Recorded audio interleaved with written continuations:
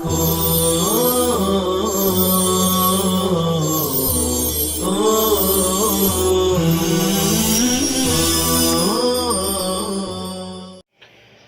اللہ الرحمن الرحیم الحمد للہ وحدہ والصلاة والسلام علی من لا نبی بعدہ اما بعد۔ اگلا شعر ہے وما قربت اشباہ قوم عبائدی وما قربت اشباہ قوم عبائدی ولا بعدت اشباہ قوم اقاربی۔ اشباہ شبہن کی جمع ہے، شبہن شبہن دونوں طرح پڑھ سکتے ہیں اس کو۔ اس کے معنی مشابہ، مثل، اباعد، ابعد کی جمع ہے بہت دور۔ مراد نسب کے اعتبار سے شریف لوگوں سے انتہائی دور۔ اقارب اقرب کی جمع ہے نزدیک۔ ترجمہ ہے دور قوم سے مشابہت رکھنے والے قریب نہیں۔ وما قربت اشباہ قوم عبائدی، دور قوم سے مشابہت رکھنے والے قریب نہیں۔ ولا بعدت اشباہ قوم اقاربی، اور قریبی قوم سے مشابہت رکھنے والے دور نہیں۔ مطلب یہ ہے کہ اگر کوئی شخص شریف النسب ہو لیکن خسیس النسب سے مشابہت رکھتا ہو، ہے تو بڑے خاندان کا لیکن عادات اطوار ایک دم نیچ لوگوں کی طرح ہے، تو چاہے خاندانی شریف ہے لیکن اس کو شریف نہیں رذیل کہیں گے۔ اسی کو شاعر کہتا ہے کہ اگر کوئی شخص شریف النسب ہے لیکن خسیس النسب سے مشابہت رکھتا ہے، اس کی حرکات سکنات خسیس لوگوں کی طرح ہے تو خسیس ہے، چاہے شریف النسب ہو لیکن ہے خسیس۔ اور اسی طرح کوئی نیچ قوم سے تعلق رکھتا ہے لیکن اس کے عادات و اخلاق، اس کے حرکات و سکنات شریف لوگوں کی طرح ہے تو وہ شریف ہے، چاہے وہ تعلق رکھتا ہے چھوٹے قوم سے، نیچ ذات سے۔ من تشبہ بقوم فہو منہم، دراصل شاعر اس شعر میں طنز اور تعریض کر رہا ہے ان لوگوں پر جو اپنے آپ کو علوی کہتے ہیں لیکن حرکات و سکنات ان کی دوغلے لوگوں کی طرح ہیں، اور جنہوں نے طاہر بن علوی کو مارنے کی دھمکی دی تھی ان پر وہ تعریض کر رہا ہے۔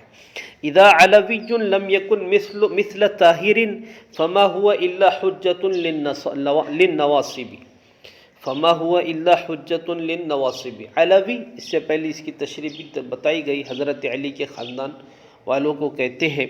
حجۃ جمع حجج، دلیل کو کہتے ہیں، حجت کو کہتے ہیں نواصب۔ ناصبی کی جمع ہے، فرقہ خارجی کو کہا جاتا ہے جو حضرت علی سے بغاوت کر کے ان کے خلاف جنہوں نے خروج کیا تھا۔ خوارج اپنے آپ کو ناصبی کہتے تھے کیونکہ وہ اپنے زعم کے مطابق انہوں نے اپنے آپ کو اقامت دین کے لیے کھڑا کر لیا تھا، اس لیے وہ اپنے آپ کو ناصبی کہتے تھے۔ اس میں بھی طنز ہے۔ ترجمہ ہے جب کوئی علوی تقوی اور طہارت میں طاہر علوی کی طرح نہ ہو۔ اذا علوی لم یکن مثل طاہر، جب کوئی علوی تقوی و طہارت میں، صداقت میں طاہر علوی کی طرح نہ ہو، فما هو الا حجۃ للنواصب، تو وہ خارجیوں کے لیے دلیل بغض کے علاوہ کچھ نہیں، خارجیوں کے لیے دلیل بغض کے علاوہ کچھ نہیں۔ یعنی جب حضرت علی کے خاندان کا کوئی فرد صداقت میں، بہادری میں، تقوی طہارت میں طاہر علوی کی طرح نہ ہو تو وہ فرقہ خارجیہ کے لیے اس بات کی دلیل ہے کہ حضرت علی بھی اسی طرح ہوں گے، اس لیے کہ ان کے خاندان کے لوگ خود اس طرح ہیں۔ تو دوسرے علوی لوگوں کو بھی طاہر علوی کی طرح اپنے عادات اخلاق بنانا چاہیے، اپنے طور طریقے بنانا چاہیے، دوغلے لوگوں کی طرح نہیں ہونا چاہیے۔ یقولون تاثیر الکواکب فی الورا فما بالہ تاثیرہ فی الکواکب۔ تاثیر مؤثر ہونا، کواکب کوکب کی جمع ستارے، الورا مخلوق کو کہتے ہیں۔ لوگ مخلوق میں ستاروں کے تاثیر کے قائل ہیں، لوگ مخلوقات میں ستاروں کے تاثیر کے قائل ہیں، تو پھر فما بالہ فی تاثیرہ فی الکواکب، تو اس شخص کا کیا حال ہوگا جس کی تاثیر خود ستاروں پر ہے، جس کی تاثیر خود ستاروں پر ہے۔ نجومیوں کا عقیدہ تھا کہ ستارے مخلوق پر اثر انداز ہوتے ہیں، اس لیے وہ اسی لیے انہوں نے ستاروں کی تقسیم کی تھی منحوس اور مسعود کے اعتبار سے، نحوست اور سعادت کے اعتبار سے۔ تو یہ زحل کہ بھی فلاں رات اور فلاں رات جو ہے وہ زحل کی ہوتی ہے جس میں یہ تاثیرات ہوتی ہے، فلاں اسی طرح اس وقت کیلنڈر میں قمر در عقرب کہا جاتا ہے۔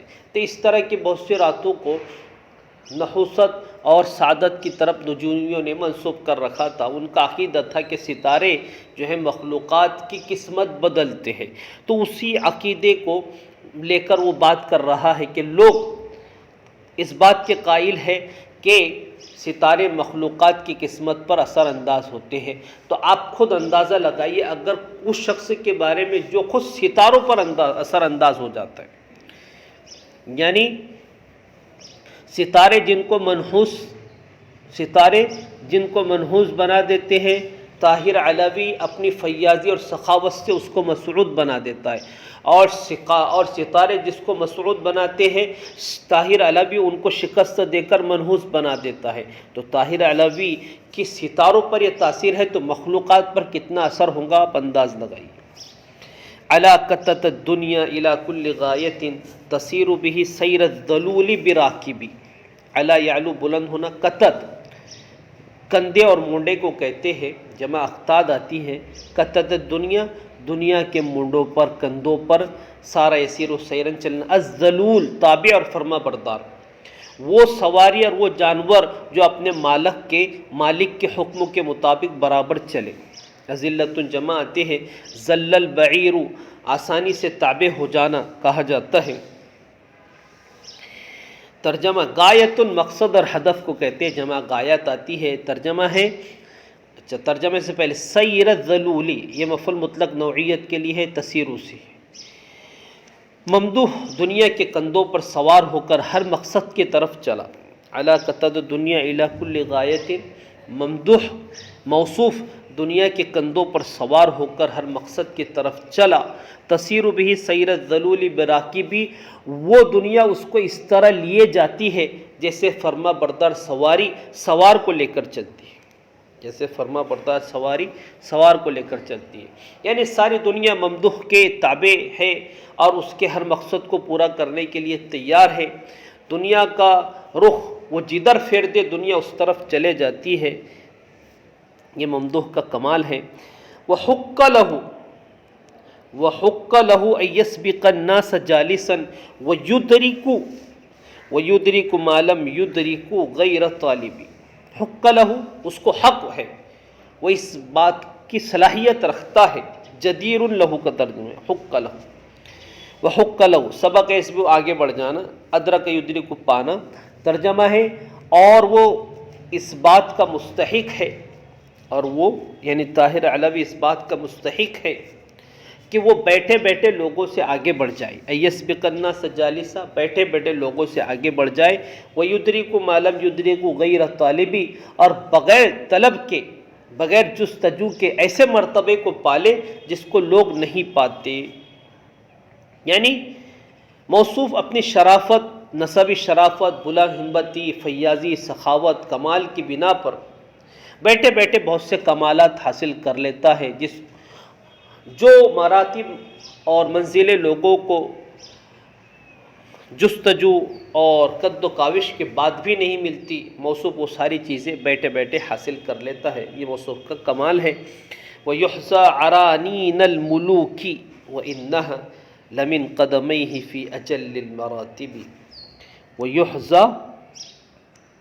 وَيُحْصَى عَرَانِينَ الْمُلُوكِ وَإِنَّهَا لَمِن قَدَمَيْهِ فِي أَجَلِّ الْمَرَاتِبِ۔ یحظیٰ اس کا عطف بھی اوپر ہے، وحق له ان يسبق وحق له ان یحظیٰ، یہ مجہول ہے، اور حزن نعل حزون، حذا یحذو حزون، النعل نمونہ دیکھ کر جوتے کا جوڑ بنانا، جوتا پہنانا، ارانین ارنین کی جمع ہے، ناک کا وہ حصہ جو سخت ہوتا ہے۔ اجل اس میں تفضیل کا صیغہ ہے، بلند کے معنی میں ہے۔ وحق کا ترجمہ ہے، اور وہ اس بات کا بھی مستحق ہے کہ تمام بادشاہوں کی ناکوں کا اسے جوتا پہنایا جائے، تمام بادشاہوں کی ناکوں کا اسے جوتا پہنایا جائے۔ وَإِنَّهَا لَمِن قَدَمَيْهِ فِي أَجَلِّ الْمَرَاتِبِ،